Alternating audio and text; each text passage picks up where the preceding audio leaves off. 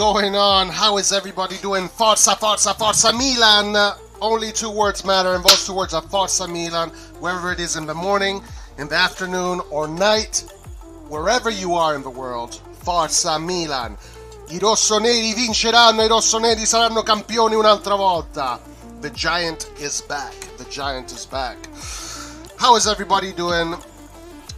Buenos dias, Max Carl, how you doing? Hola, Cristian, come stiamo? Forza Milan.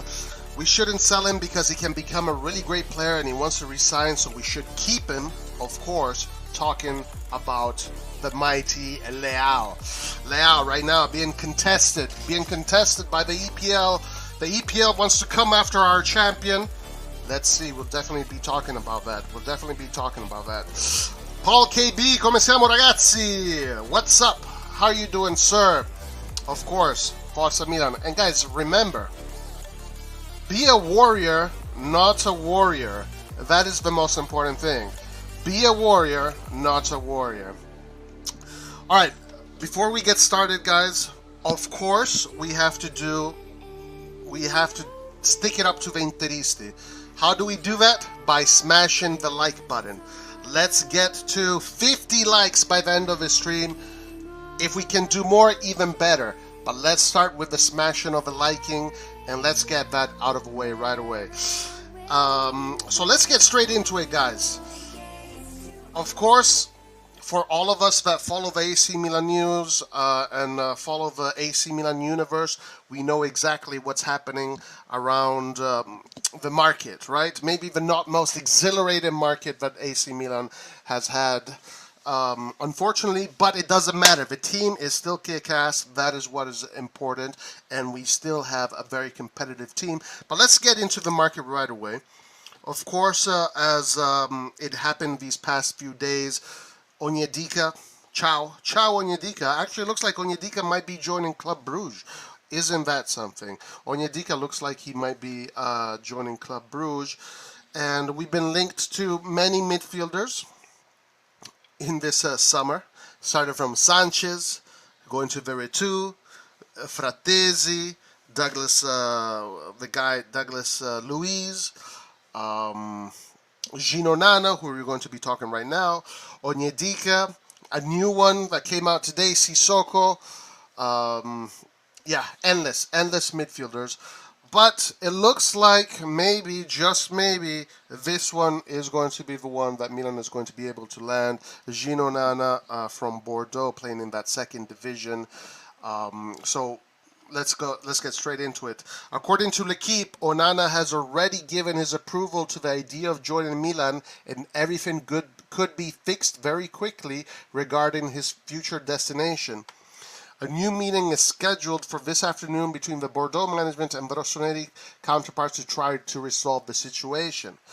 Bordeaux are asking for 6 million euros as a fixed amount and 1 million in bonuses, plus a percentage of the proceeds from a potential future resale in order to part with the Cameroonian international. Someone close to the negotiations told L'Equipe, "We did not reach an agreement, but we're not far away." Meanwhile, the report also mentions that Serie A duo Monza and Cremonese are also interested in the 22-year-old former Lille man as well, so Milan may have to move quickly. So we have some positive news regarding the player. Let's see if we can land him. Now, I don't know much about this player.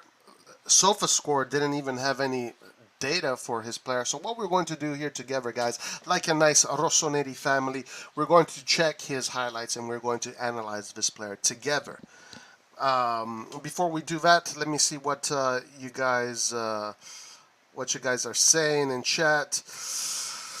Also, here reports that Milan tried a 4-3-1-2. We're going to look at that too. Hello, pupils of Krunic. Yes, sir, Lord Krunic. What's up, AJ? Sissoko of Lens. Yeah, another player that we're linked with. What the hell are we broke? Maldini owes us an explanation. For F's sake, it's not added up. I'm Maldini, guys. This has got nothing to do with Maldini.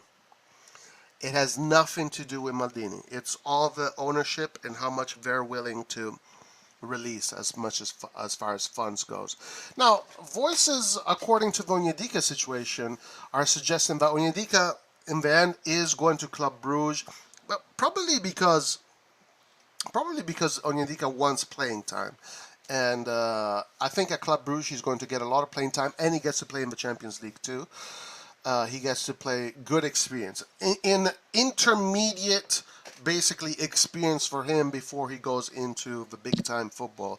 So for Onyedika, that could be a good solution. But man, am I disappointed about that, because Onyedika is a potential top player, and this one is the one that burns the most. Out of all the targets that Milan was after this summer, Onyedika is the one that burns the most, because that guy not only had incredible pressing abilities, high press, and great work rate, but super technical, press resistant. That guy is a top making. So this one is the one that burns me the most. But it is what it is. It's okay. Milan is Milan, and we'll continue to be Milan no matter what. Larry gonna be pissed. yeah, that's right. Milan are doing nothing, Roy, as you say. It is what it is. It is what it is. Maldini, Reber, Gerlia, whoever is just not adding up. Well, guys, let's see. September, we're going to find out who Big Daddy Mafia Boss G is. Let's see how he manages the club. Yeah, we're definitely going to be talking about that, but we're going to be talking about that, about the 4-3-1-2 formation at the end of the stream, guys. That's the last topic we're going to be focusing on. So stay till the end so we can talk about that. So we basically funded Club Brugge. Yeah, exactly. They'll sell him to us 2 years' time. Yeah, maybe. Yeah, Onyedika would have eased the Kessie departure heartache. Yeah, but it's not happening, unfortunately. All right, let's check out Onana. Let's see what this player is all about. I don't know much about this player. I haven't seen much of his highlights. So we're going to do this together. Check him out together. Let's see.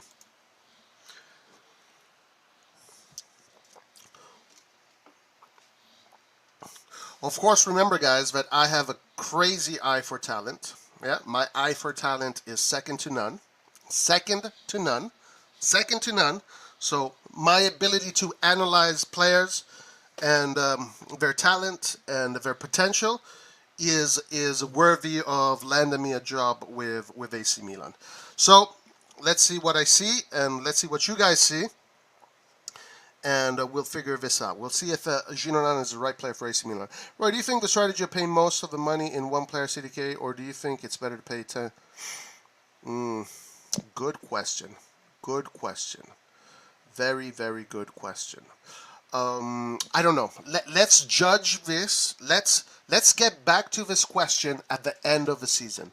Once we are at the end of the season, and once we know how Milan will finish, then we can answer this question. Because we don't know yet what kind of impact CDK is going to have. If CDK is going to have a super impact, and in a few years he's going to be worth 60, 70, 80 million, then I would say it was better to spend the 35 on CDK. But it's too early to answer that question. Good question, though, Majidin. What's up, Saif? How you doing, sir?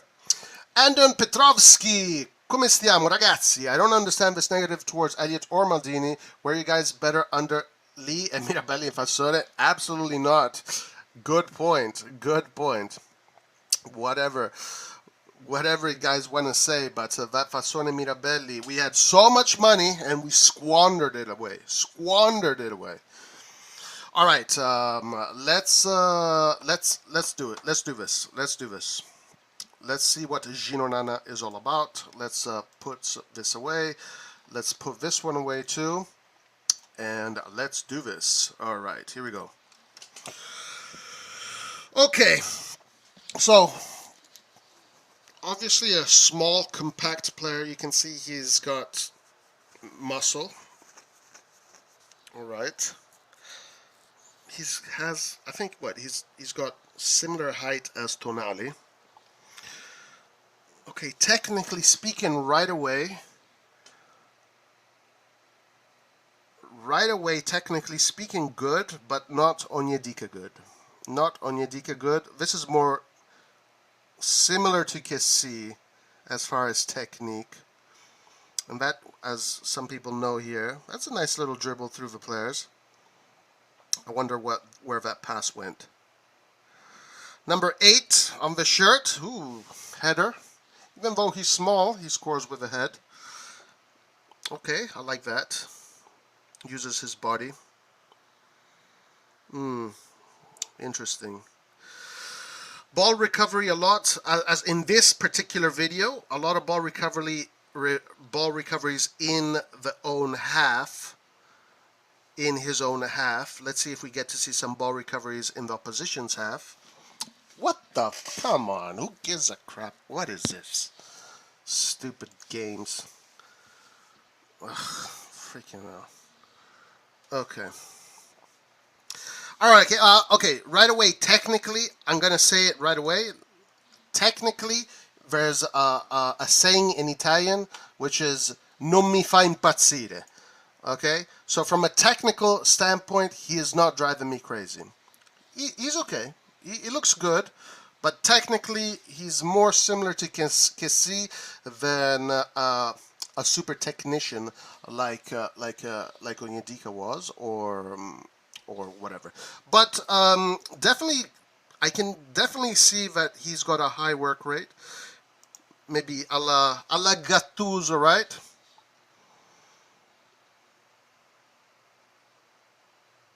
Okay, nice through ball. That's a good through ball. Guys, apologies for the connection here. All right, there you go. There you go. High press. Nice, nice. Likes to use his body a lot, the shoulder to shoulder. Good ball recovery. Good interception.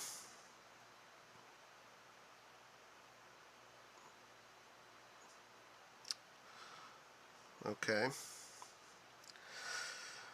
Yeah, maybe these highlights don't do him justice. He's... This is the kind of player that is going to get bantered a lot.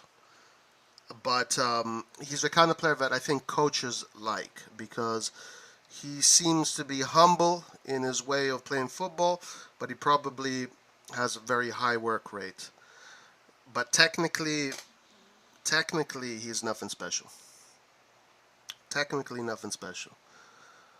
I mean, for 6 million plus 1 million bonuses, it is what it is. It's not a steal. I wouldn't say it's a steal, but maybe one thing that the highlights don't tell you is his heart and his charisma. Maybe that's where the value is at. But footballing wise, pretty average. Pretty average footballing wise. I would definitely, if I had my... Ooh, nice play. Okay. Oh, ole, nice play. All right, so he has some moments of genius there. Okay. Okay, good job there with interception.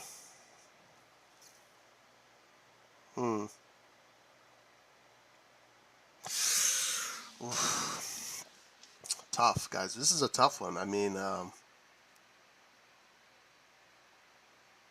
nice. Okay. Yeah, he's a pure defensive midfielder, and he has the technique of a defensive midfielder. But again, maybe his value is more so in his work rate. Not bad turn with the ball. Nice. Okay. Okay, that's pretty good.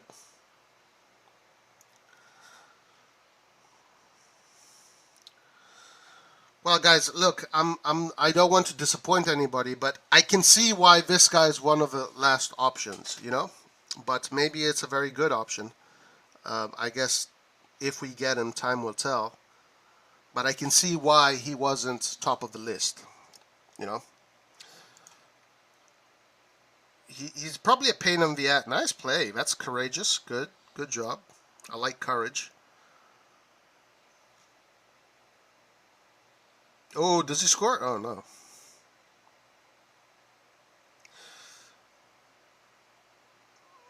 Yeah, so for sure the highlights don't tell you much about... I mean, they tell you a lot about his technique, but again, I think it's mostly his work rate, his heart, and the way his press.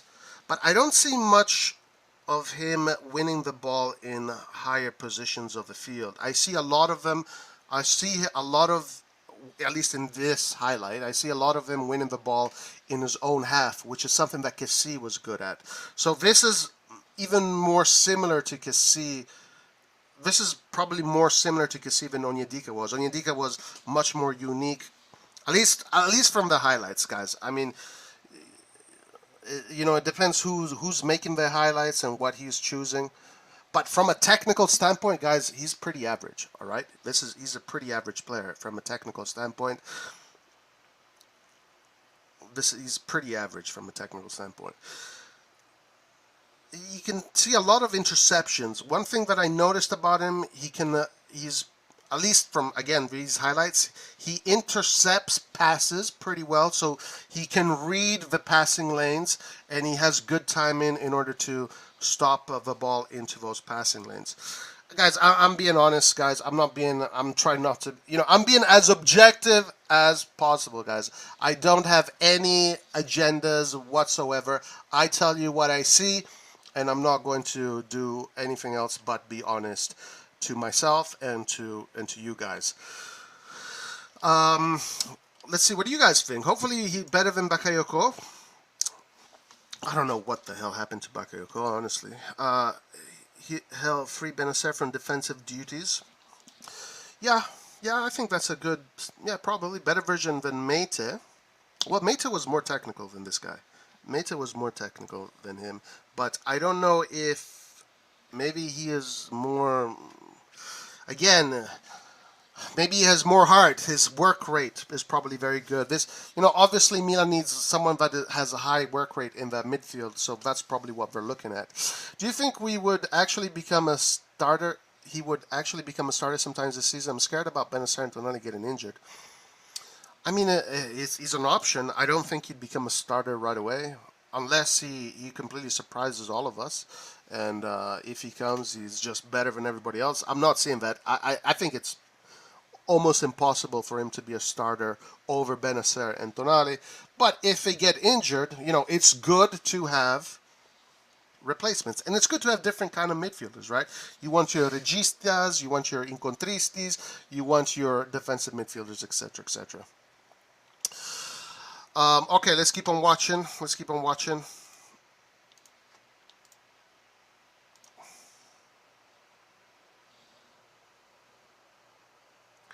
Let's keep on watching.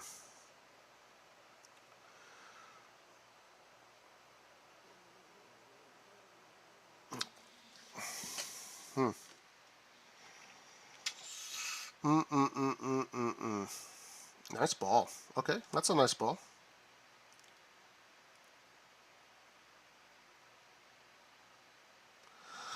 Nice. Good ball recovery. Okay.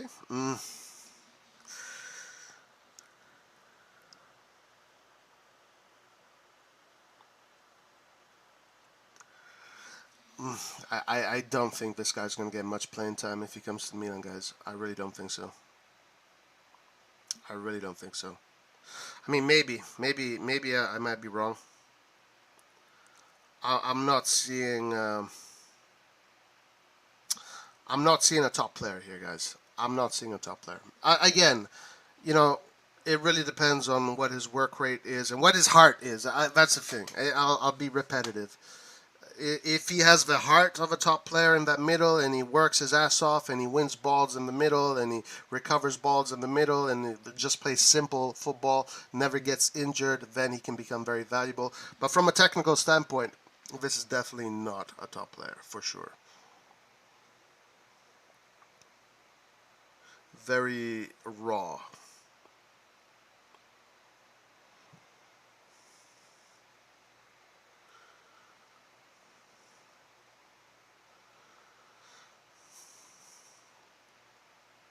But anyway, Milan needs a defensive midfielder since Bakayoko.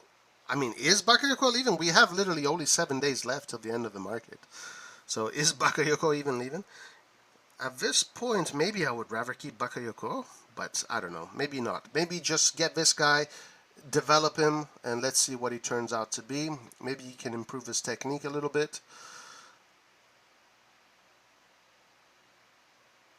Yeah. He's good at. You see, guys, he's good at the channels. You see, he's good at intercepting passes. That's his skill, is intercepting passes. He's good at positioning himself and seeing what channels are available, and what to intercept. Well, that's Onana for you guys. Let's see if this happens. We need to start a GoFundMe for Milan so we can get Ndika. Yeah. How is he gonna be? Top if he's worth 6 million? Well, I mean, Kalulu was worth 500 million. 500k. I consider Kalulu top at this point. I mean, Kalulu. That's his trajectory. Is top.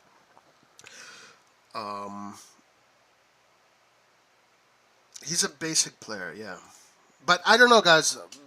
Highlights are very deceiving. Highlights are very deceiving. Even Onyedika, he looks potentially like a top player, but you don't know if he's going to be a top player, right? It really depends on what the highlights don't show you, which is what is his character, what is charisma, how does he handle high pressure games, how does he handle the big stage football.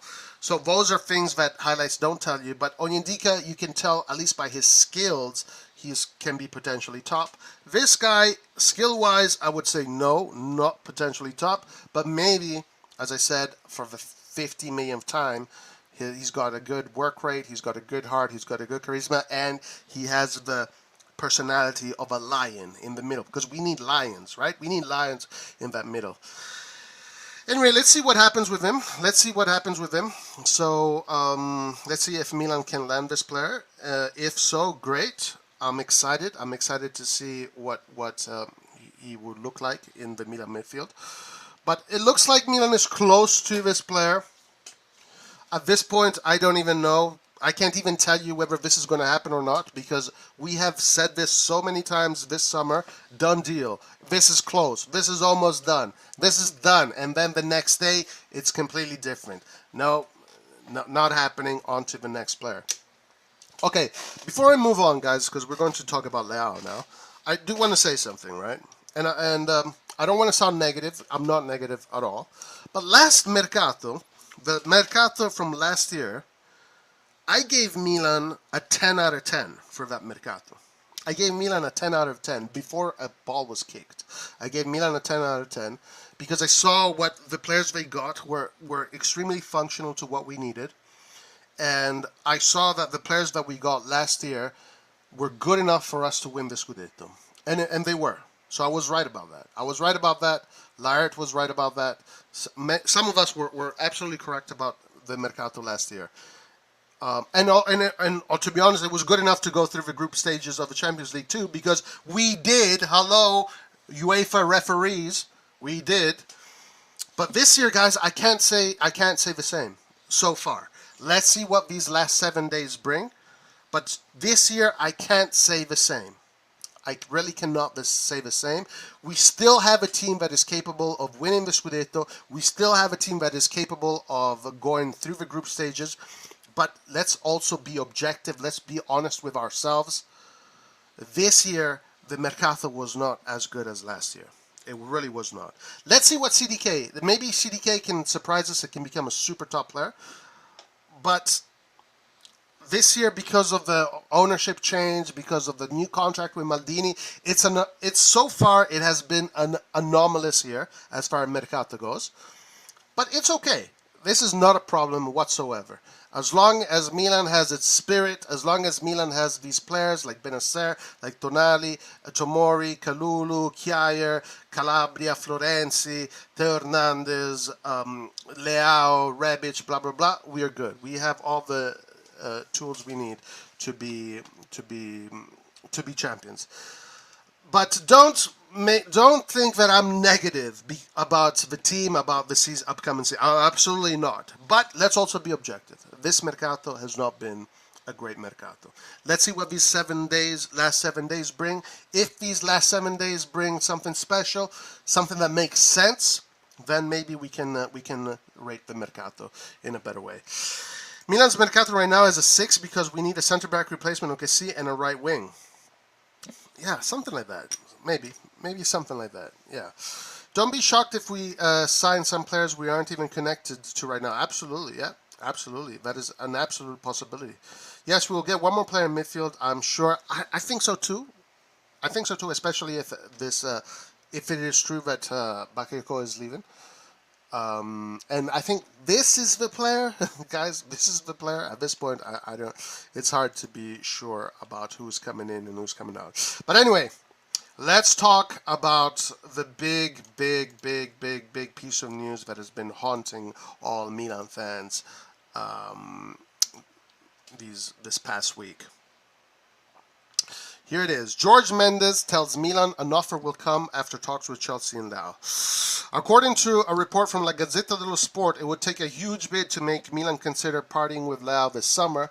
Chelsea would have to invest more or less 150 million to sign him, which is the figure of Leao's release clause, one that is actually no longer valid because it expired on the first half of July. Now, remember, this is also goes to Benacer. Basically, the way Milan has set up their release clauses is that these release clauses only apply in the first half of the mercato. The second half of the mercato, both Benacer's release clause and Leao's reclose are annulled. That's why, essentially, for Milan to protect themselves from bids that they can't say no to, because if someone activates the release clause, it's up to the player. The club has no say. But when we're going towards the end of the mercato, the management wants to be in control who goes out and who goes in. So these release clauses are only valid for the first half of the mercato. Very smart by the management. However, Todd Bowley and Jorge Mendes have held conversations with the agent, have certainly spoken to Chelsea and to Leao about their interest, then guaranteed Milan that an offer will come from London. Okay, so let's see if that does happen. A lot of people are talking about this in England. Nonetheless, the mission remains a renewal, and that is why talks will resume fully when Redbird Capital completes the acquisition of the club shares, and Jerry Cardinale, Big Daddy Mafia Boss G Don Cardinale, will become the effective owner. The legal and economic issues make everything very delicate, as he owes 20 million compensation to Sporting CP. However, Milan wants him to renew. Leao wants to renew, but it will not be easy. Answers are expected in autumn, if possible before the World Cup, because the 2024 deadline will only get closer. Wow, guys. The Sharks are surrounding. The Sharks are surrounding us, guys. The Sharks are surrounding our players. Let's see, what do you guys think? I'm curious to know what you guys think. I put it even in the chat before. But guys, remember to smash that like button, by the way. Remember to be doing the smashing of the liking. What should we do? What do you guys think? Well, I'll tell you what I think, and then I want to know what you guys think. I'll tell you what I think. So, first of all, I think that selling Leao right now is ridiculous. Absolutely ridiculous. It's too late to sell Leao. We only have 7 days into the market. If we do sell Leao and we get, a big chunk of money, that means that we're spending that money in January, not now. I mean, now maybe you can get some bits and pieces here, but that means you're going into the season without your top striker. You cannot replace Leao right now, 7 days till the end of the market. It is impossible. You cannot. Ziyech is not a replacement. Ziyech is 31. Ziyech is in his 30s. So Ziyech wouldn't be a replacement. Ziyech would be an addition to the team, but not a direct replacement. A direct replacement to Leao is a young, upcoming potential player that can win you a Ballon d'Or. That can win a Ballon d'Or. Ziyech is not that guy. All right. So I've been hearing, let's sell Leao. Let's get Ziyech and Pulisic. No, these are not direct replacements. These are just band-aids that you put in here and there. A direct replacement of Leao would be someone that is that similar age range who is projected to win Ballon d'Ors in his future. That is a replacement to Leao. Who is that player? How are you going to find that player in the last 7 days of the market? Impossible. So for me, it's a big no. if I do not sell Leao, it's very easy. Tell Chelsea to go fuck off. And what we're going to do, we're going to wait for Big Daddy Mafia boss G Don Cardinale to come into Milan. This motherfucker is spending this guy has committed 1.8 billion. 1.8 billion. Guys, are you telling me that this guy that has committed 1.8 billion to own the club is not going to give Leao what he wants or even come close? I don't think so, guys. Like, let's be honest. So this guy is putting out, has committed 1.8 billion, but he won't give Leao 6 million or 6.5 or 7 million a year. Guys, I really don't think so. I think that the new management, with what they have spent to own the club, is not going to be Elliot. It just doesn't make any sense. Elliot did not spend 1.8 billion to buy this club. Elliot didn't even want to buy the club. Elliot got the club because it was collateral for a loan, and that loan was 300 or 400 million. So essentially, Elliot has this club because they loaned out 300 and 400 million. In total, they put something around 700 million into it. All right? But the commitment that Don G has signed on in the contract is 1.2 billion for the closing and an extra 500 million once the stadium is built. So this guy put his signature on a piece of paper committing to 1.8 billion. I'm not saying 1.8 million. I'm not saying 18 million. I'm not saying 180 million. I'm saying 1.8 billion. That is his commitment. You guys think that this guy's not going to renew Leao and Benacer because of 1 million here and 2 million there? I don't think so. But maybe I'm wrong. Maybe I'm wrong. So that is the way I see it. I don't think Milan is going to be selling him. I think it's too late. Milan should have sold him if they were going to sell him. First of all, fuck Mendes. Stop working with Mendes, Milan. Stop working with Mendes. Mendes is the new Raiola. Stop working with Mendes.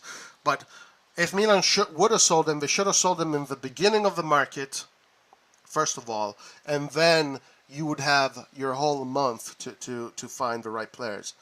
But then, of course, when people know that you have all this money in the bank, you know, Onyedika all of a sudden costs 50 million. Onana all of a sudden costs 700 million. So, yeah. Listen, we cannot sell Leao. It doesn't make any sense. These are rumors that are destabilizing Leao, for sure. For sure they're destabilizing Leao. They're destabilizing the Milan universe. But there is a positive to all of this. Milan is back on the map. Because in England, they've been talking about Tonali. They've been talking about Leao. Right? They've been talking about Theo Hernandez. Do you remember in England talking about Rodriguez? Do you remember in England talking about Biglia? Do you remember in England talking about Çalhanoğlu? No, guys. Milan now is a team that all these big money sharks are looking at because we have superstars in our team. So now we have to go to the next stage of our life as a club and renew these superstars or sell them in the right moment. Not at the last day of the mercato. If Milan sell him at the last day of mercato, then I have my doubts about this management. Milan mercato right now is, okay, read that. Roy, what is the best mercato in Serie A right now? Yeah, for me it is Napoli as well. Absolutely. Absolutely. My God, what a mercato they had. Vice Veraskili and Raspadori. Woo! Forget about it. If Bakayoko plays, I think it's 10 games. We have to buy him for 17 million. Oh, wow. Not worth it. If Chelsea pay 100 million or so, I would sell. I wouldn't. Not 7 days at the end of the mercato. Not 7 days. I would not do that. It's too late. I would have done it in the beginning. Except a right wing, we can deal well with what we have. Okay, yeah, sure.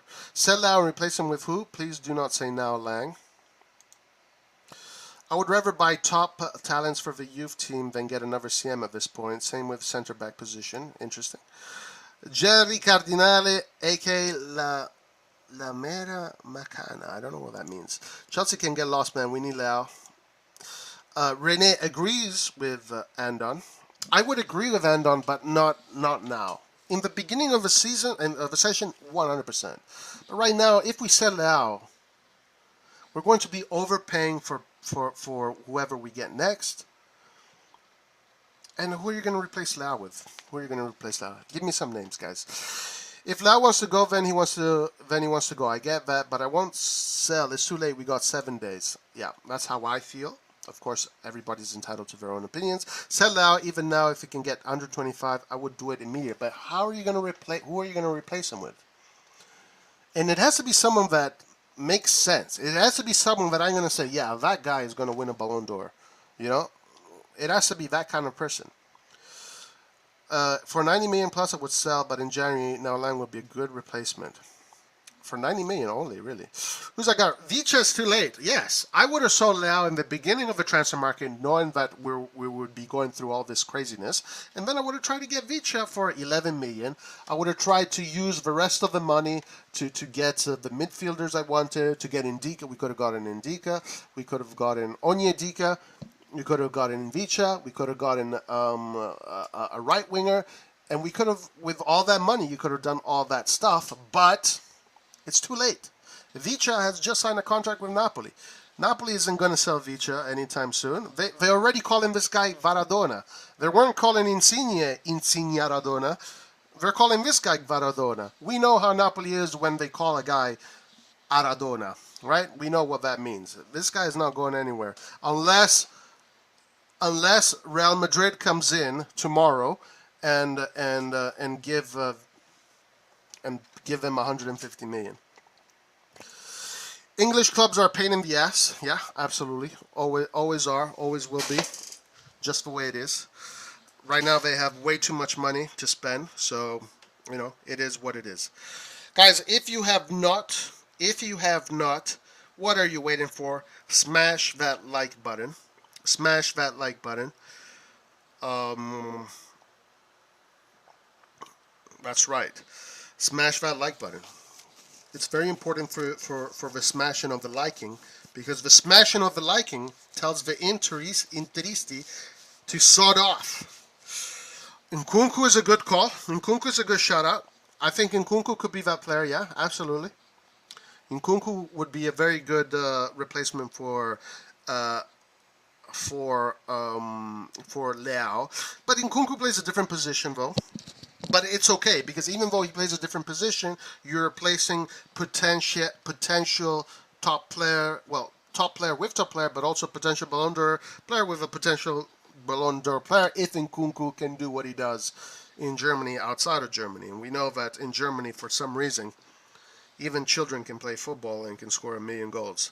I don't know what the hell is going on with Germany.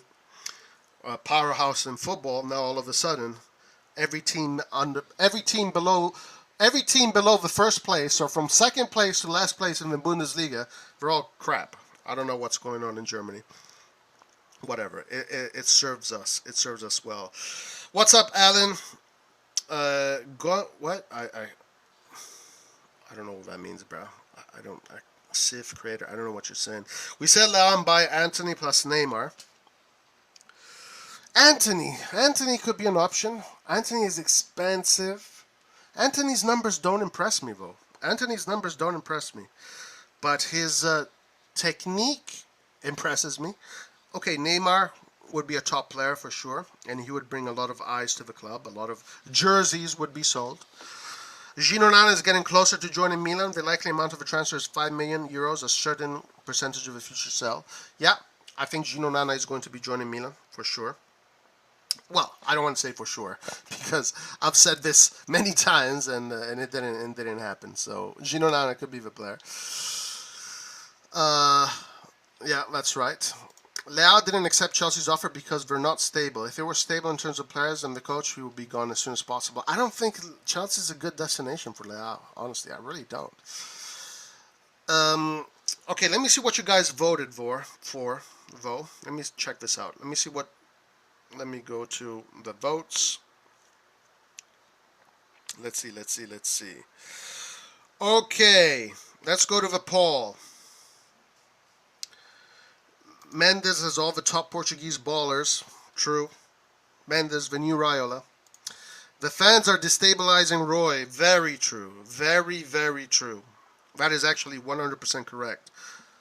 I hate how the fans are just up Leao's ass. Should Milan sell Leao at this stage of the market if the offer was right? Let's see. I'm going to say no. Wait for the new ownership. Wow, it's close, guys. It is close. 51% says no. 49% says yes. Guys, this one is really close. Now, Nyedika for 10 million will go through even with the Leao money. I mean, 10 million is what they asked for. So we're not giving them 10 million. Even though, guys, I do want to move on to the next segment soon. Paquetá. Paquetá is going. Looks like Newcastle are just going cuckoo. Newcastle are I think Eastbourne showed me that Newcastle are offering 70 million for Isaac. That is stupid. But anyway, it looks like Newcastle is going in for Paquetá, and they're putting in something like 50 million. So that means that we make 15% of that. So we should be getting some money there, and that could help us. That could help us. Our fans suck sometimes. We all suck sometimes. It is what it is. Congrats, Milan is next. Dortmund. No way, brah. No way. Not happening. Nice, Jamal. Very, very, very, very nice. Tonali to Arsenal has to be the funniest thing I've heard all year. Oh, there was a nice response to that. Basically, Tonali is not going anywhere. Tonali is irreplaceable. Tonali is untouchable. And Tonali is going to be renewing with Milan. And Tonali is a leader. Guys, did you hear his press conference a few days ago? He's saying the players are distracted. We need to stop thinking it's last season. We need to stop thinking that we're still celebrating. Actually, it's what I said too. We need to stop celebrating last season's achievements. Now we need to focus on this season. We got to get the right mindset, and we got to get in the right mindset and do this correctly. So Leao, Tonali, being the boss that he is. Martinelli from Arsenal could be good replacement. I'm more worried about the team chemistry than the mercato. Something's not right with the guys. The brotherhood is missing from the team. Yeah, maybe all this mercato stuff is destabilizing the team. Yeah, I kind of feel that too. Vicha and Zaniolo could come in. Guys, how is Vicha going to come in? It's too late for Vicha. It's too late. There's no way Napoli's going to sell us Vicha. Zaniolo...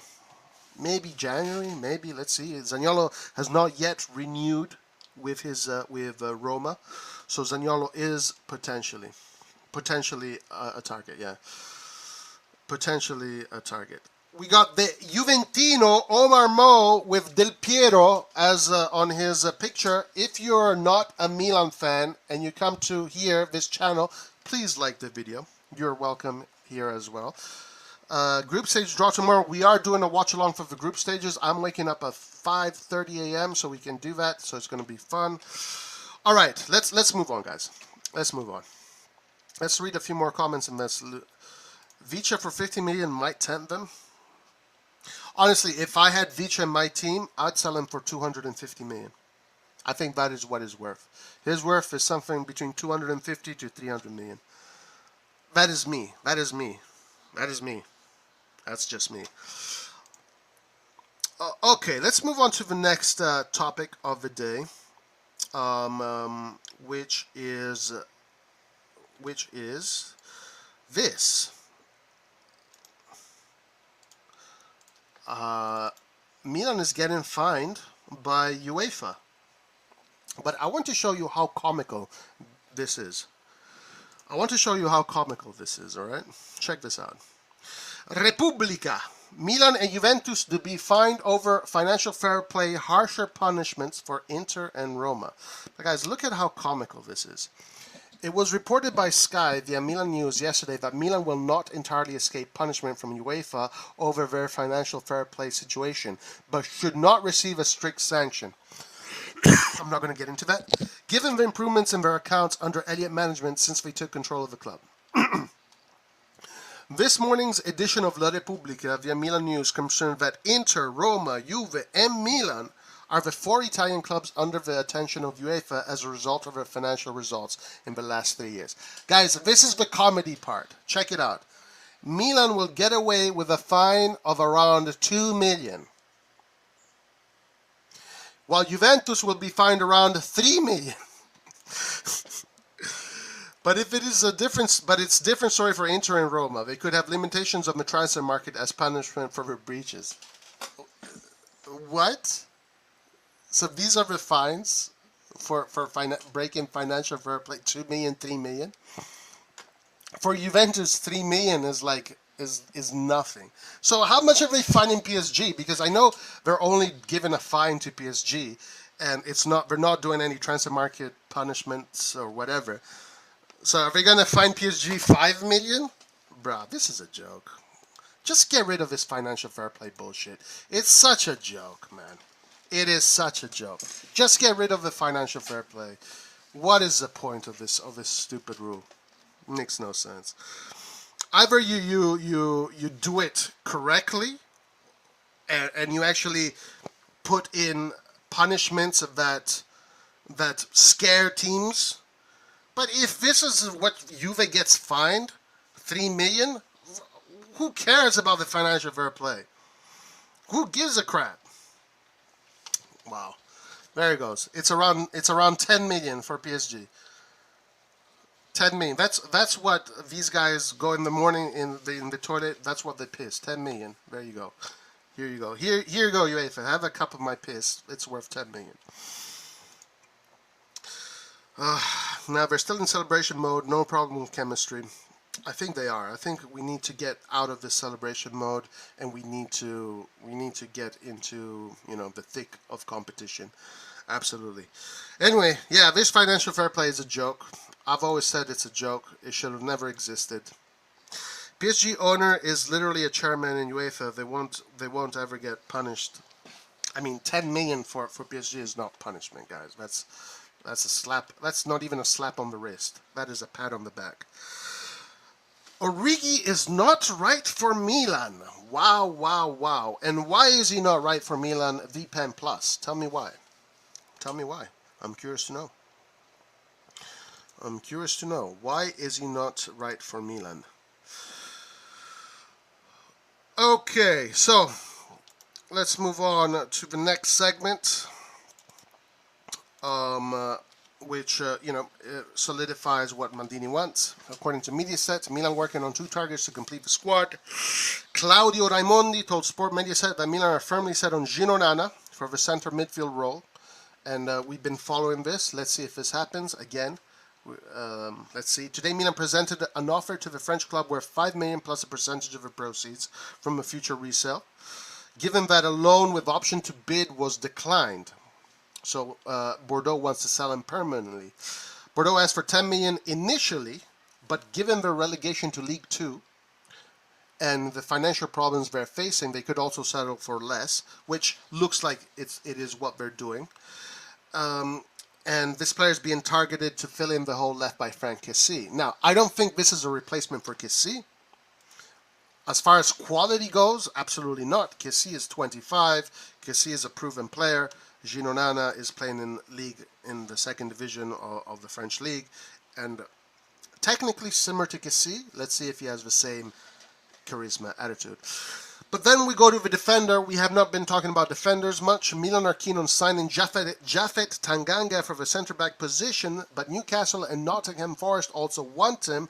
And it was reported by either Di Marzio or Fabrizio Romano, one of these two, that it looks like Nottingham Forest is going to be landing Tanganga. And thank God, because I do not want any player that comes from Paratici, because that snake has always messed us up.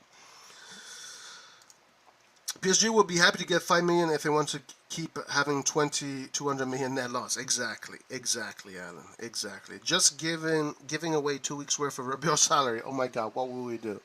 You see, guys, even the Juventus fans find this a joke. Even the Juventus fans find this a joke. Looks like Giroud is starting, but I wish Origi gets more minutes. I want to know why our friend Origi is not right for Milan. I want to know what he says. Why? Mbappé can pay this 10 million fine. Right. That's funny. Origi is our future centre forward, and Giroud is on his last year. Rebic is our past, present, and future. Let's see. Indica time. There you go. Respect Rebic. Rebic's first touch is worse than Lukaku's first touch. Well, Rebic has a good game and has a poor game. Guys, we have Antonio. I think Antonio is going to be joining us tomorrow. But guys, Antonio's off to college, and he's becoming a man. And unfortunately, we won't be seeing much of Antonio in Milan News. Milan News is going to go on for one more week, and then once the Mercato is done, we change it up from Milan News into other shows. So, but Antonio did an amazing job this summer with the channel. He did a great job with Milan News and hosting shows. A very valuable asset to RossonARI TV, Antonio, and we wish him the best of luck in his college adventure. Hopefully, he doesn't get distracted too much by the cheerleaders, and he actually studies and does well. Origi 20. Where is this man? I want to know what he says. Why is Origi not right for Milan? Where are you? Where are you? Why is Antonio running away with our next UCL? I don't know. Antonio. Tanganga much better than Gabbia? I don't think so. I'd keep Gabbia. I would keep Gabbia all the way. I don't know. We shall find out. All right, let's go on to the next topic, guys, because the next topic is very interesting. It is very interesting, and this one here is also fun, because this is what I like about football. Tactics. Check this out. Very interesting article from Sky. According to what is being reported by Sky, Pioli has tried out a different system to his favorite 4-2-3-1 formation during the last few training sessions, and it is a system that Milan fans will be familiar with. The broadcaster reports that the former Fiorentina and Lazio boss, Pioli, has been deploying the team in a 4-3-1-2. Well, familiar? Yeah, who was the last guy who used a 4-3-1-2? Who was it? Let's see if you guys are prepared in chat. Who was the last man that used a 4-3-1-2? Antonio's, I agree, 100%. 100%. Come on, guys, let's see who is the last coach that used a 4-3-1-2. Let's see how well prepared you are in Milan trivia. Who is it? R20. Bravi ragazzi, bravi. Allegri? Closer than Allegri. Giampaolo was the last man that used this formation. It didn't work out, but this formation is the reason why we got Krunic, guys. Where is Skillard? Guys? Skillard, unfortunately, is MIA. But Giampaolo is the last man that used this formation, and because of this formation, we got Krunic. So there you go. A little bit. Why do you bring bad memories? I didn't mean to. Giampaolo is doing a good job with Sampdoria right now. I like what he's doing with the team. His tactics are pretty good right now. He's doing a 4-1-4, 4-1-4-1, very solid. Confirmed, Kangoo has signed for Milan. Here we go. The world-class CDM is coming to not only assist but innovate Milan's midfield with his astute tactical I don't know what that word means, which will contribute means. Okay, Kangoo, show us what you got. Who is Giampaolo? I don't know. A bad memory. Gino is the best player at CDM, strong and tactical. I hope Tanganga deal fails. We can sign Dika in winter mercato if we advance in UCL knockout. Yeah, that's true actually. We could potentially sign Indica in the winter mercato. Maybe we can convince the agents to sign him. Maybe that is the conversation that Paolo Maldini had with Indica, right? It could be, a lot of what the Galliani used to say. In the summer, you do the mercato for the winter. In the winter, you do the mercato for the summer. But our mercato this year was a little bit anomalous. Anyway, so let's get back into this article. No further details were given as to who else was deployed where, but it would certainly fix the issue of inconsistency on the right flank if two of Oliver Giroud, Ante Rebic, Rafael, and Divock Origi were put up front. In addition, the midfield three could then be made up of Sandro Tonali as a regista. No, It wouldn't be Sandro Tonali. Who wrote this article? Who wrote it? Okay, whoever wrote this article does not know what he's talking about. It would be Benacer, of course.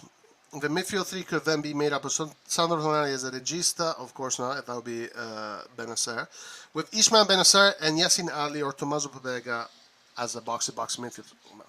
All right, there you go. First mistake. First mistake of the day. First mistake of the day. So let's look at this formation, guys. Let's ponder on this formation and let me see what you guys think. Is it a good formation? Is it what Milan needs? Is this the right formation for AC Milan? Is it? Let's see. Let's look at it. Oh, shit. Hold on. Let's look at this formation, guys. Let me know what you think. I'm very curious about it. Is it a solution that would solve a lot of things? So essentially, let's get rid of this comment right here. Okay, here he is. Here is Origi. He is very slow and holding ball to finish. Our finisher are better than Origi. I love when Rebic Marco plays as striker. Marco. Origi takes time to finish. Okay. Let's see, man. We still haven't seen much of Origi yet, so when he plays, I will either agree with you or disagree with you. I haven't seen enough of him. Maybe you can say against Atalanta, he had that moment where he dribbled in the box, but he was intercepted, quite nicely. Maybe you're right, maybe you're wrong. We shall find out. There are some people here in this chat that believe that Origi is going to score 20 plus goals this season. So some people are going to disagree with you, Sir VPen Plus. Okay, let's move on. Let's look at this formation. Let's look at this formation and let's see what we think about this formation. Yes, here we go. All right, so obviously the defense would be the same. The midfield can be Benacer, Tonali, Ali. I think that's a pretty strong midfield. But the nice thing about this midfield that it can be Krunic, it can be Pobega. Where's Pobega? It can be Pobega. You can even have Tonali as your regista if you need. So you can change it up. You have a lot of options there, and you have Bakayoko. You can have Gino Onana if he comes in the fold. You can put him in that situation. But essentially, it would be pretty similar to what Milan is doing. It would just give it would solve the issue of having CDK and two strikers in the pitch, essentially. That's what it would do. It would solve that issue. Let's see. Let's do this one. Let's do this one here. Let's do this one. And of course, or Adli, whatever, it doesn't matter. But this one here, put CDK there, 4-3-1-2. Leao, of course, would take care of this space here. But the overlap would be by Tonali and Hernandez, or whoever's going to be on this side. Well, actually, Tonali mostly plays on this side, so it's Krunic then. Krunic actually plays on the left side more so than on the right. So, or Adli, but let's go with the players that we know more. So Krunic would be doing the overlaps, and this would be what you'd be seeing on this side. This is what you would be seeing on this side. Benacer on the bottom, Leao, Rebic, the overlaps between Leao, Rebic, CDK, and he can go on this side. Kalulu Tomori. But the thing is that Milan does the three at the back thing, right? We do the three at the back. So if you have three at the back, that means that our right side would be Tonali. Or CDK goes to the right. Or Rebic goes to the right. Or Origi goes to the right when in an offensive posture. But if it was Giroud would be more central. So Giroud would be more central. So your right players would be CDK and Tonali at this point, or Adli. let's say Adli is playing, but Adli also was deployed mostly on the left, so Adli would be on the left side, and that would make sense. I mean, you still have the issue of the right winger in the end of the day, unless you want to play a 4-3-1-2, the way it's usually played, which is building with two at the back, and you deploy both your fullbacks. And essentially, this is kind of what you get. You kind of get this, something like this. You have Leao doing the runs. How would that work with Theo Hernandez, though? Because Theo Hernandez comes in, does a double pivot, then... I mean, it'd be quite a revolutionary tactical change from what we're doing. Very different formations with different solutions. Let's see what you guys think. Let's see. Rebic would be better on the left with Leao on the right. It could be a solution too. Rory, your formational players involved are accurate. As F, leave that formation but would prefer Giroud for Rebic. Roy, these Leao talks are very destabilizing, and I know Mendes is driving this. In as much as I hate to say this, I would be okay with 80 million, 85 million plus Ziyech for Leao. Interesting. Well, I spoke about this earlier. You know, yeah, some people would like to sell him right away. I wouldn't, but I see your point. But now we play narrow, beneficial.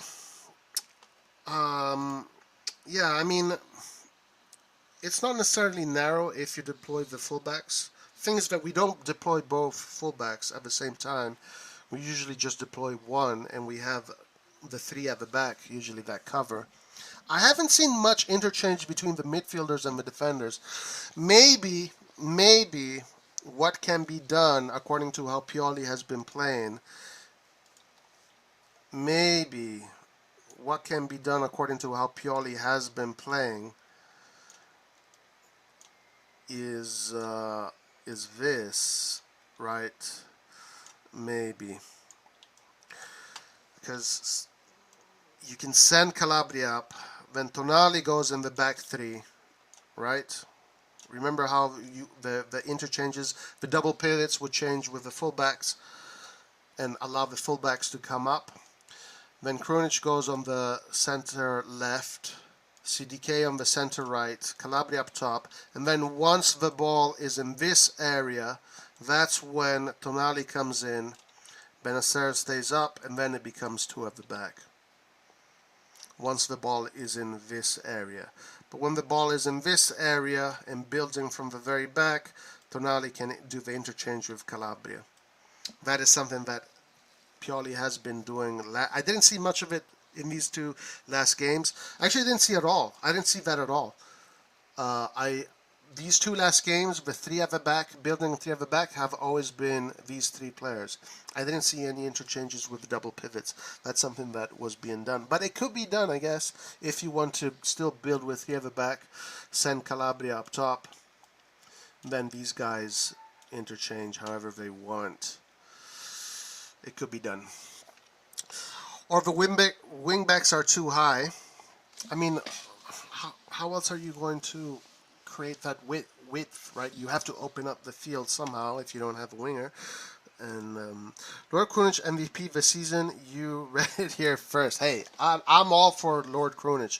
I'm a big fan of Lord Krunic. 2.5, not 3. I'm not sure what you're referring to, but it has to happen within the next 3-4 days. But then, I don't know. For me, Ziyech is not a replacement for Leao. I mean, sure, maybe you can get Ziyech in and then spend that money in January, but I wouldn't do it. Florenzi better than Calabria in this formation. Actually, that is a good point. That is a good point because that is actually a good point. You can definitely use Florenzi because Florenzi is a little bit more suitable to do all three phases, right? Florenzi can do the defensive phase, the midfield phase, and the attacking phase with a lot of expertise. So you can use Florenzi there, yeah, absolutely. He can be an option. But most likely it is going to be Calabria. But I definitely agree with you. Florenzi would be very suitable for this kind of formation. You would see Tonali a lot on the right side, or whoever play, or Adli, whoever it's maybe if whoever is going to play on the right center mid side is going to do the overlaps on this side. So you know you will see a lot of that. And then if you want to change the game, change the formation, you can bring Messias. The one thing that I like actually about this formation here, the 4-3-1-2, is that you can deploy La Salamandra. Where is he? Where is Salamandra? You can deploy Salamandra there in that position. And you can put Tonali here. You can put Tonali there. And now Salamakers could do those overlaps. And he can do this whole, he can cover the whole field. So you have a lot of solutions as far as the three in the middle. You have a lot of solutions for the three in the middle. And here you can put Diaz if you need. You can put Ali there if you need.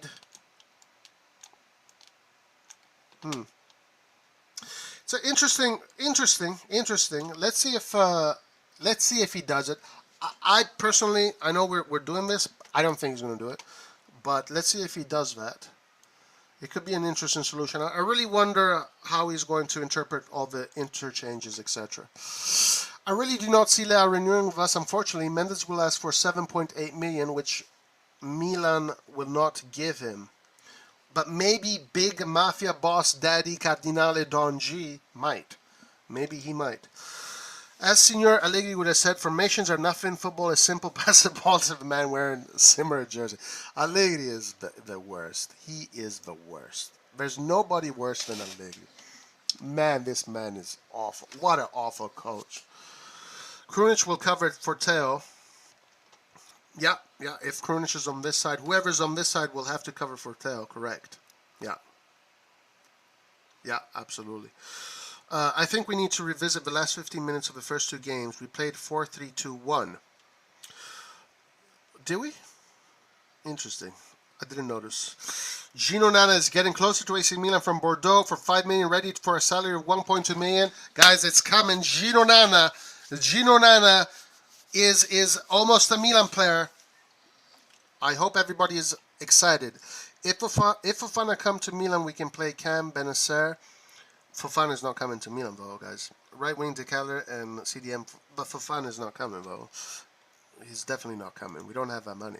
The only thing we need to do to defend the title and make it out of the group in Europe is getting all the renewals done in September. The moment G Daddy comes in, that's right. G Daddy, Don Cardinale, he's going to solve our problems. We also have Salamakers on the right. Yeah, that's right. We did that. I'm disappointed with this Onana news. Onyedika is what we need. Explosiveness, intelligence, attributes purely wanted. Yeah, I completely agree, Nonso. I completely agree.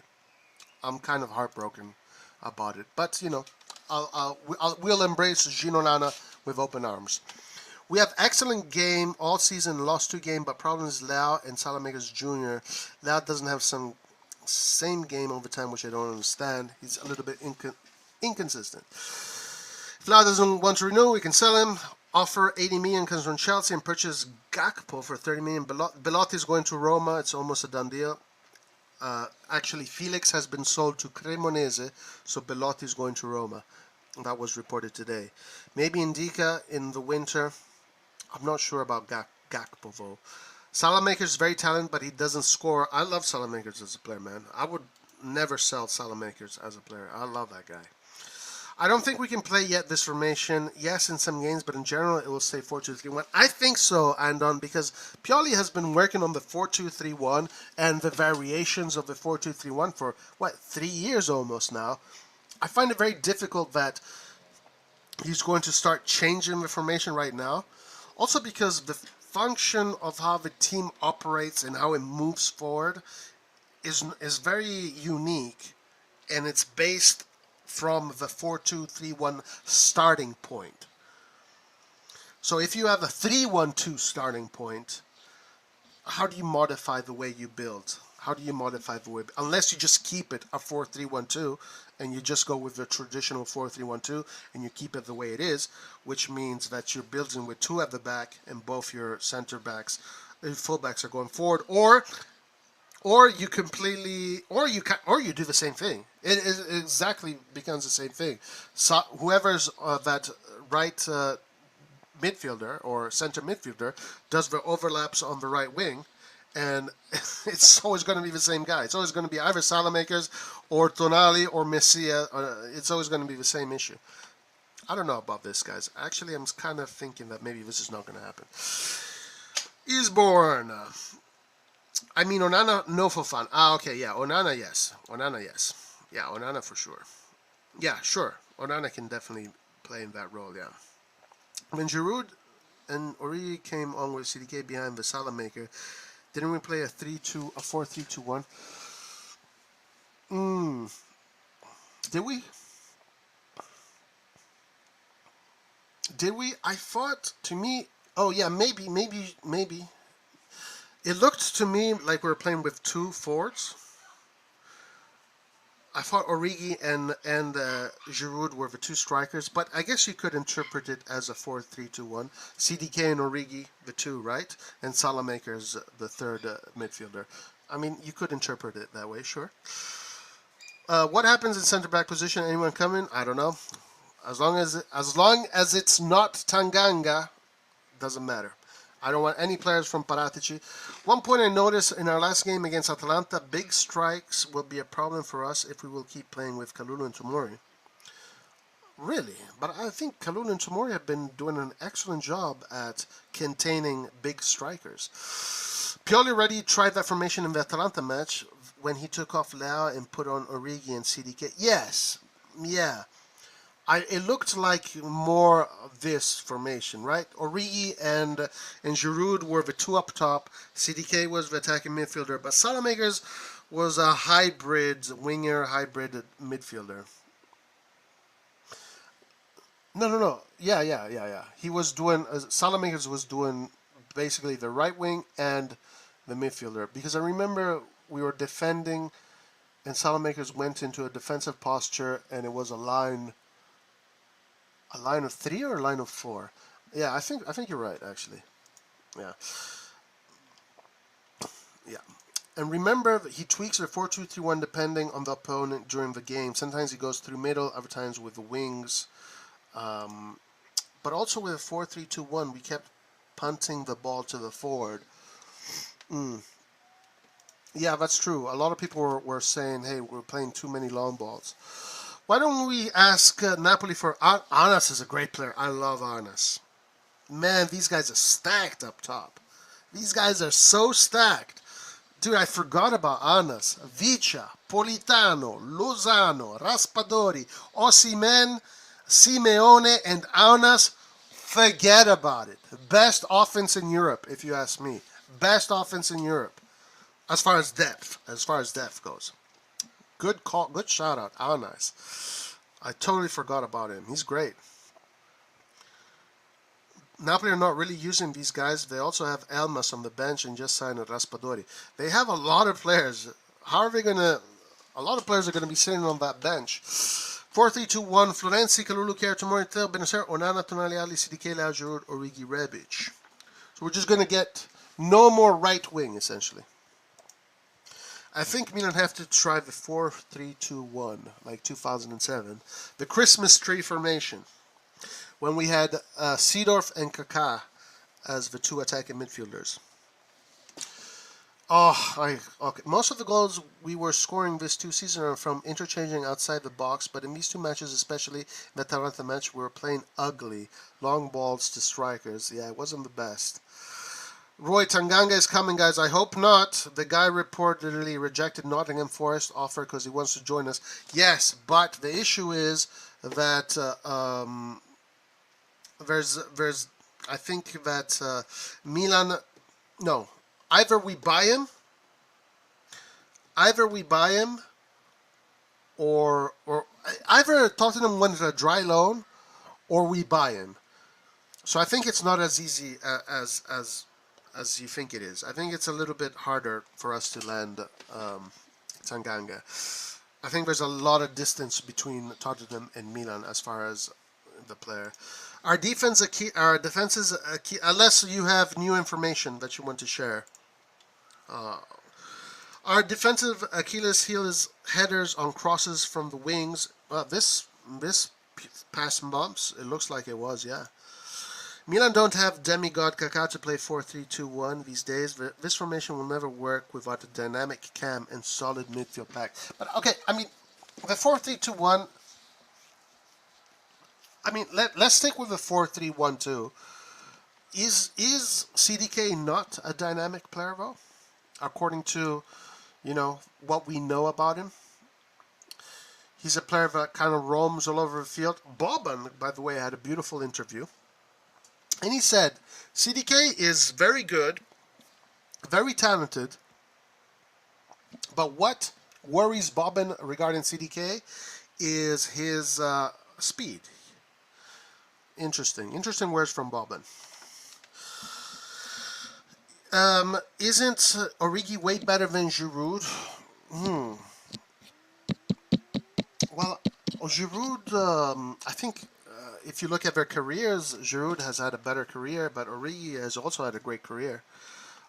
Origi's career is, a lot of it is sitting his ass down on the bench, but Origi has had some crazy moments as a footballer that the majority of footballers will never have, But Giroud has won World Cups as a starter, has won Champions Leagues, has won a lot of stuff.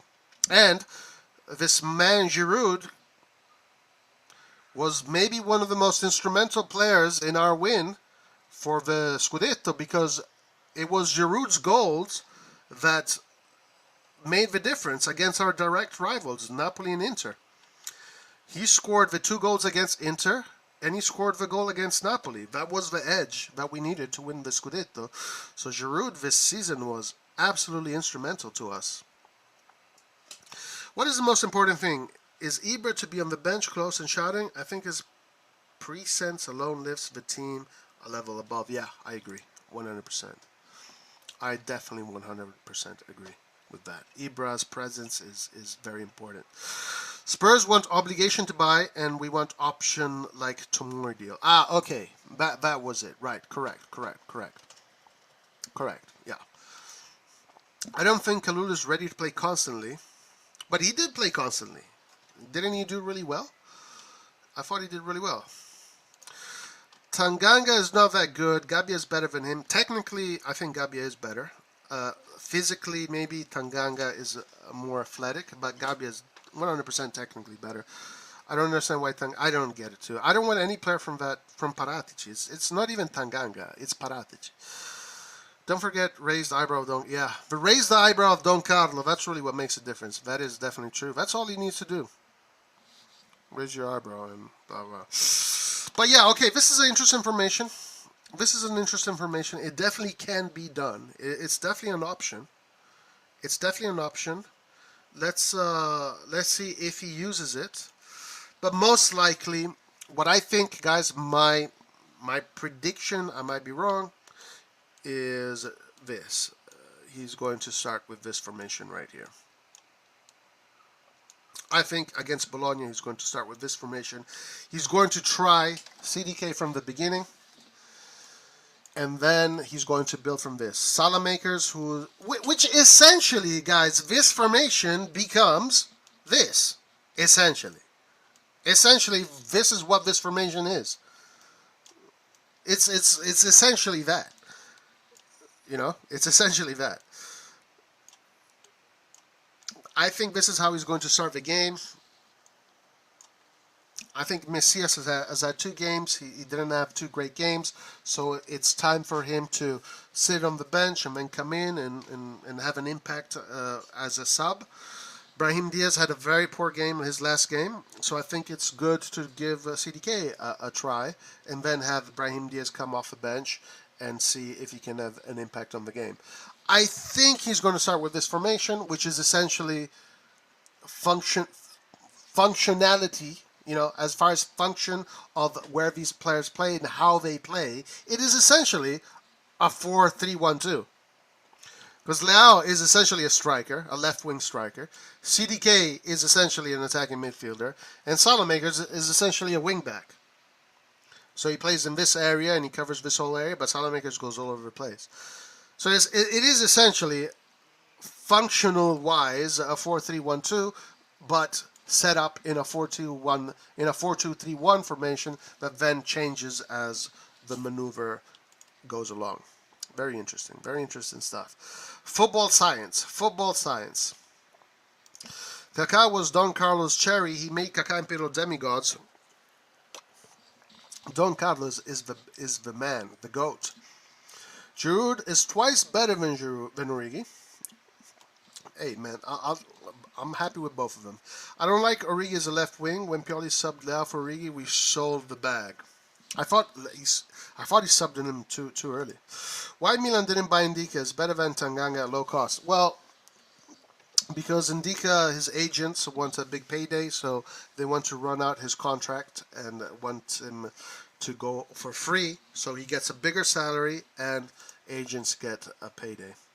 Imagine if Maldini Massara spent our budget on Botman instead of CDK. Our attack would have been looking bad going into the season. Good point. Very good point. Excellent point. All right, guys, let's smash that like button while we're at it. Let's not forget to do the smashing of a liking. It's very important that we do that. The smashing of a liking. Let's see where you guys are with the votes.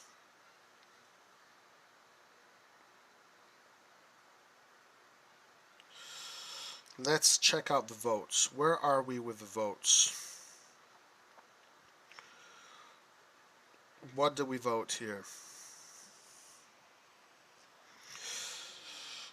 Should Milan sell Leao at this stage of the market if the offer was right? I'm going to say no again. 52% say no. 47% of you guys say yes. Wow. It's close. Very close. So this is a topic that Milan fans are very neck and neck. Tied, you know. I'm on the no side, but a lot of people are on the yes side. Leao shouldn't be subbed for Origi. Purely need to make choices if the subjured Origi. Yeah, I thought it was a little bit too early, and I'm happy we didn't get Botman with this budget. And Longo, guys, we insulted Longo. We said Longo was fake news, but Longo was actually correct. He was 100% right. Alright guys, let me tell you a little bit about the schedule. Tomorrow morning we're going to be doing the watch along for the Champions League draw, so we're going to be following that. That is going to be very interesting. We're going to see who our European opponents are going to be. Then Friday we're going to do the Milan Forum as scheduled on Friday, exclusive to members. And yes, actually the draw tomorrow is going to be exclusive to members as well, meaning members can come in and join the live. So we're going to open up the live for members exclusively. So become a member of the channel if you want to become part of the exclusive VIP group and join join the lives. Anyway. Let's see if there's anything new. If anything new has come out right now, let's just do that. Let's see if there's any new interesting articles, breaking news that has come out. Unfortunately, I don't have Twitter. I gotta get onto Twitter because my Twitter guy was Antonio. I need a new Antonio, guys. I need a new Antonio. Antonio is going to college, so I need another Antonio. Pioli's plan to launch okay, we don't want to go to that. Let's see what this is all about. Yeah, this article, I'm not going to read all of this. Whatever. Too much.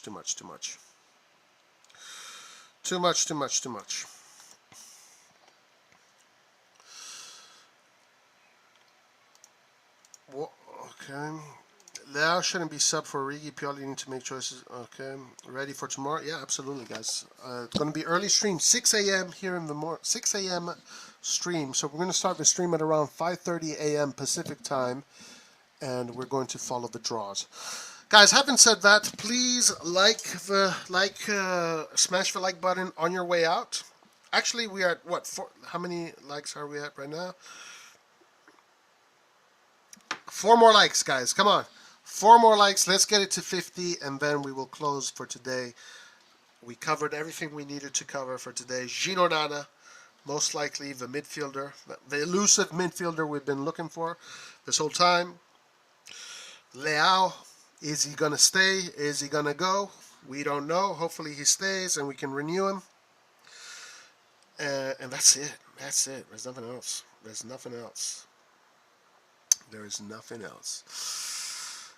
I hope we're going to play against Liverpool again. Really? You want to play against Liverpool again? Show them what's up this time. Liverpool starting the season pretty poor. 2 ties and a loss. Guys, one thing I want to say. I was doing the Milan review. I'm doing the Milan review now every time a Serie A game day is over. And I'm going through the stats of each game. And I've noticed that in Italy, the accuracy, passing accuracy, and the football accuracy, the numbers are very high. They're all in the 80% range, some in the 90%, some in the very few in 70%. So because I always say EPL is very sloppy, I wanted to check. Because am I just being biased? Am I just being biased? Or is it really what I'm seeing? Because when I see the EPL, I see a lot of sloppiness. So I went to see the games. I went to see all the games on the weekend that happened in the EPL. And I went to look at the passing accuracy. And just like I suspected, guys, I was correct. The majority of the teams in the EPL, their passing accuracy is 60%, 70%. While in Italy, it's 80%, upper 70s, some in the 90s.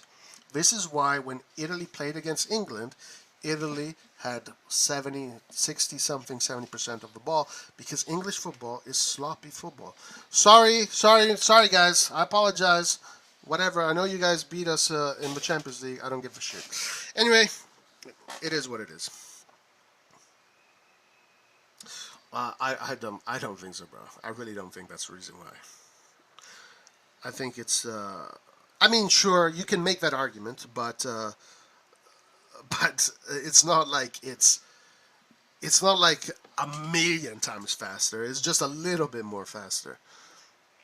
It's they're sloppy, guys. Just stop giving these guys more credit than they deserve. They play sloppy football, and it is what it is. Actually, Manchester United that beat Liverpool had 60% accuracy. 60%. I've never seen in Italy a team that has 60% accuracy. Yeah, exactly. So Man City plays in EPL. They play precise football. Aren't they playing in this super fast league? How come they play precise football? Yeah, I'm telling you, English football is sloppy. But I don't want to get into this. I didn't know why I brought this up. I'm just getting bombarded from people. EPL this, EPL that. It starts to bother me at a certain point. I shouldn't let it get to me. We can play better against Liverpool than against Spurs.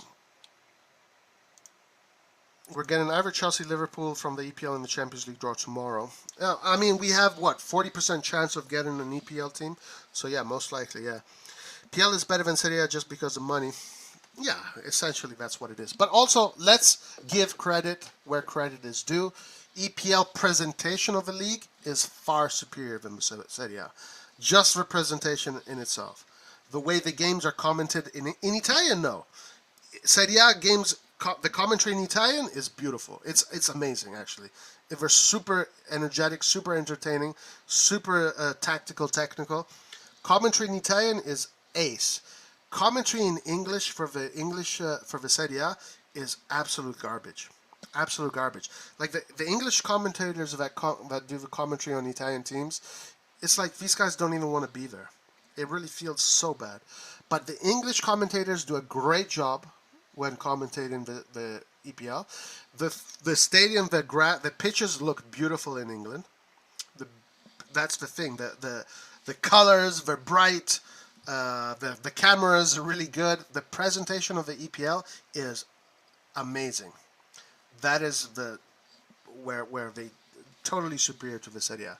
But as far as the quality of football on the pitch, Serie A is better. It's because of the explosiveness. Probably Italians way more patient. Patience is a big part of the game. Very true. I love patience, but the fans in England are shit. Are they? I don't think so. I think that's a little bit harsh. The way the EPL teams are spending money is absolutely outrageous. Newcastle signing Isaac for 70 million. What are these guys thinking? West Ham for Paqueta 60 million. Even Nottingham Forest spent already 200 million. Yeah, we get 15 million, so that's a little bit of more money. Who knows how we will use that? All right, guys. Having said this, we will see you tomorrow for the Champions League draw. Thank you for joining me today. It is a little bit sad that we don't have Antonio, but he will be maybe joining us tomorrow. Oh yeah, we reported this one yesterday. Gianmarco Simic or Giancarlo Simic, something like that. Yeah, we reported on that yesterday. He's a new Milan player. Who do I want to draw? I don't know.